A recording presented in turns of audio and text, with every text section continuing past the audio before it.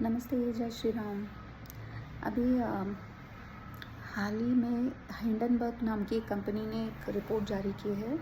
तब से बहुत बवाल मचा हुआ है और सभी लोग अडानी से बहुत सारे सवाल कर रहे हैं। और इसमें मुख्य भूमिका है, as you know, anti India forces की, कांग्रेस की, ऑपोजिशन की, राइट। तो इनको तो वैसे ही इंडिया का अगर इकोनॉमिक ग्रोथ होता है तो वो फूटी आँख नहीं सुहाता है। So they will keep asking questions, isn't it? सो मैं थोड़ा आपसे डिस्कस करना चाहती थी कि ये हिंडनबर्ग रिपोर्ट का मेरे हिसाब से what do I feel about it. तो एक बात देख लीजिए कि शेयर मार्केट में शेयर प्राइसेस घटना या बढ़ना, इससे कंपनी का कोई लेना देना नहीं होता है। मैं एक कॉमर्स स्टूडेंट हूँ और जब हमको कॉमर्स पढ़ाया जाता है तो 11th-12th जब आप जूनियर कॉलेज में होते हैं तभी आपको ये बात क्लियर कर दी जाती है कि शेयर्स जो ट्रेडिंग होता है शेयर मार्केट में, it is based on speculation, it is based on rumour, it may or may not reflect the financial health of a company. उसका financial health of a company से बहुत बार कोई नाता रिश्ता नहीं होता है। That's a fact. ओके, इसीलिए शेयर मार्केट्स को समझना बहुत डिफ़िकल्ट है क्योंकि it runs purely on sentiments. Okay, so अगर कोई कंपनी है जिसके शेयर प्राइसेस घट रहे हैं बिकॉज ऑफ सम रूमर्स और स्पेकुलेशन, तो इसका मतलब ये नहीं है कि that company is a loss making firm, not at all. Okay, मान के चलिए मेरी एक कंपनी है और उसमें 2 इन्वेस्टर्स हैं, mister A and mister B, और उनको मैंने शेयर्स बेच दिए हैं। मेरे पास तो पैसा ऑलरेडी आ गया, मैंने उसका निवेश भी कर दिया और मैं हट्टा कट्टा एक बिज़नेस चला रही हूँ जिससे अच्छा प्रॉफिट हो रहा है। ओके, अब मिस्टर ए और मिस्टर बी अपने शेयर्स के साथ क्या करते हैं, it is up to them.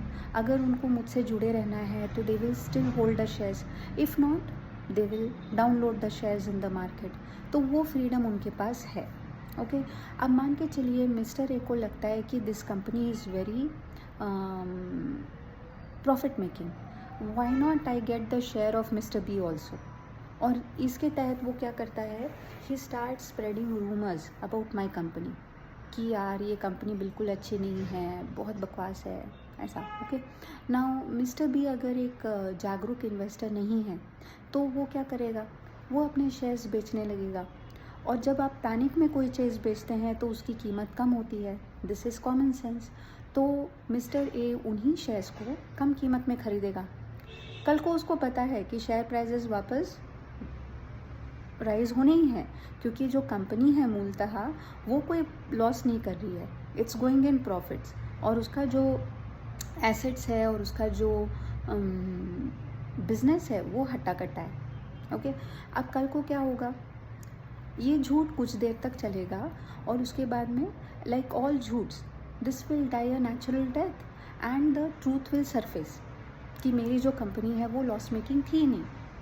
Okay, सो ये बहुत बार होता है मार्केट्स में, ये आपको समझना पड़ेगा। This is a basic rule, इसके लिए कोई बहुत रॉकेट साइंटिस्ट होने की ज़रूरत नहीं है आपने। ओके, आपको ये बेसिक रूल पढ़ाया जाता है जूनियर कॉलेज में ही। ओके, अब ये लोग क्या कर रहे हैं, they are trying to fabricate a story. पहली स्टोरी तो ये बना दी कि अडानी जो है वो डूब रही है।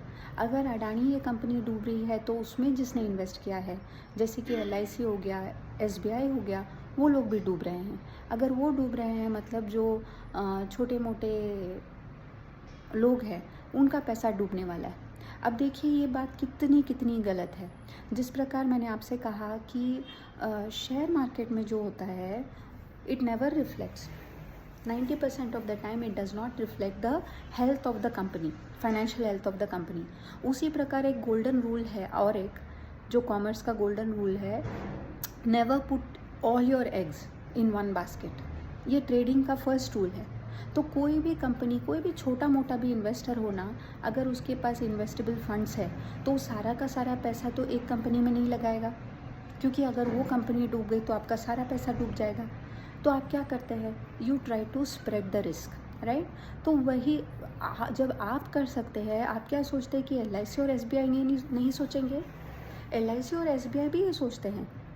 उनका हार्डली 1% या लेस देन 1% जो है वो अडानी में इन्वेस्टेड होगा, बाकी 99% तो कहीं और होगा। अगर अडानी डूब भी जाती है, वो नहीं डूबने वाली है, लेकिन मान के चलते कि हिंडनबर्ग बड़ा महान प्रेडिक्टर है और वो सच बोल रहा है, ओके, तो मान के चलते हैं कि अडानी डूब भी जाती है तो ये डूबने नहीं वाले। You have to understand that. ये जो भी फैला रहा है ना, ये इनका बहुत मैलिशियस इंटेंट होना चाहिए। आई रिफ्यूज़ टू बिलीव कि इनको ये बेसिक रूल्स नहीं पता है। ये कर रहे हैं विद एन मैलिशियस इंटेंट, आप भी ये समझिए। क्योंकि क्या होता है ना, India is on a growth spurt now. दुनिया भर की इकोनॉमीज़ जो है वो पिट रही है, बट इंडिया का जो इकोनॉमिक ग्रोथ है वो कंसिस्टेंट है। और इंडिया में अभी ये बन चला है कि मेक इन इंडिया, तो इसमें गवर्नमेंट इंसिस्ट कर रही है कि अगर आपको बेचना भी है तो पहले आप अपनी फैक्ट्री यहाँ पर सेटअप कीजिए, रॉ मटेरियल यहाँ से खरीदिए, यहाँ के लोगों को एम्प्लॉयमेंट दीजिए, और फिर चाहे तो आप बेचिए भी, ओके। एंड ये अखर रहा है, ये बहुत लोगों को अखर रहा है कि भारत जो है वो सही मायनों में आत्मनिर्भर बन रहा है। तो क्या करें, जो वहाँ के उद्योगी लोग हैं ना, उनको अटैक करना है, ओके। क्योंकि आप समझ के चलिए, कोरी बातों से किसी का पेट नहीं भरता है। At the end of the day everyone needs money, even a country needs money to run, right. तो ये जो अडानी हो गए, अंबानी हो गए, ऐसे जो इंडियन बिजनेसेस है, they are wealth generators, they are employment generators. वो लोग रोज़गार देते हैं, वो लोग धन रूपी रक्त देते हैं देश को चलाने के लिए, ठीक है। और आप ये लिख के ले लीजिए कि जो इंडियन कंपनी है, जो इंडियन सॉइल में है और जो इंडिया में हैवीली इन्वेस्टेड है, it is far better than a foreign company. क्योंकि फॉरेन कंपनी को आप ट्रस्ट नहीं कर सकते, वो प्योरली प्रॉफिट कमाने के लिए आपके देश में आती है। अगर कल को आपके देश का और उसके देश का अगर कोई झगड़ा होता है तो it's not going to stand for you. Which company will stand for you? Your own home grown company, right. तो ये तो बेसिक जनरल नॉलेज है। तो आप अपने कंपनी को डूबते हुए देखने में क्यों पसंद करेंगे? वाई आर यू हैप्पी कि कोई उसके ऊपर गलत आरोप लगा रहा है? You shouldn't be, you should support the Indian company, because उसमें ही आपकी भलाई है। और मैं बहुत सारे यूट्यूबर्स को सुन रही हूँ जो बहुत नॉलेजेबल है, इन पॉइंट्स को बहुत अच्छी तरह से रख रहे हैं। प्लीज़ सुनिए उनको। स्ट्रिंग के विनोद है या अजीत भारती जी है, बहुत सिंपल शब्दों में वो ये सब पॉइंट समझा रहे हैं। और समझिए कि ये क्या खेल चल रहा है। क्योंकि देखिए, इतना लोग आरोप लगा रहे हैं, प्रत्यारोप लगा रहे हैं, लेकिन ये लोग कभी हिंडनबर्ग से नहीं पूछ रहे कि भाई तुम कौन हो, who are you. Hindenburg 2017, if I am not wrong, मैंने सुना हुआ है बट मुझे याद नहीं आ रहा है, 2017 में बनी हुई एक कंपनी है जिसमें मात्र 5 एम्प्लॉय है, ओके। और इसको बैन किया गया है न्यूयॉर्क स्टॉक एक्सचेंज से, इसी बात के लिए कि ये अच्छी कंपनियों को टारगेट करती है, उनको मेलाइन करती है, स्लैंडर करती है, उनके शेयर प्राइजेस को नीचे गिरा देती है और फिर बाद में खुद उनके शेयर्स खरीदती है। इसको शॉर्ट सेलिंग कहा जाता है। इसी आरोप में इस कंपनी को न्यूयॉर्क स्टॉक एक्सचेंज ने तक बैन किया हुआ है। लेकिन ये यहाँ पर आकर एक रिपोर्ट पेश करती है और यहाँ के लोग उसको हाथों हाथ ले लेते हैं। क्या है भाई ये? आपको इतना क्या है? गोरा है तो क्या चाटोगे उसके पैर? पूछोगे नहीं कि कौन हो तुम, हु आर यू? तो वो आत्मसम्मान अपना बढ़ाइए, हर चीज़ को फेस वैल्यू पे मत लीजिए। Question people who try to cast aspersions on you, speak up.